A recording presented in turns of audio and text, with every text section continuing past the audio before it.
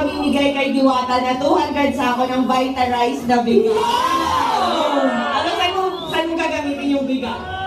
Siyempre, papamigay din natin sa mga nandito ngayon na nag-import. Sa mamuluhaan.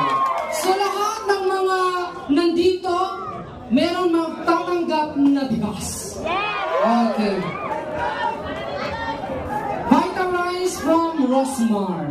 Ayan na, 200 na bigas, imbes na kay Diwata, ipamimigay niya sa mga nandito.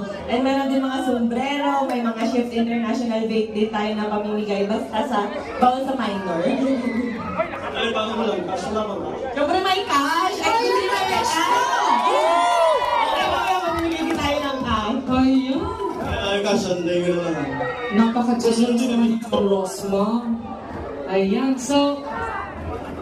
Ayan, sa mga gustong mag-order na, open na po yung kitchen.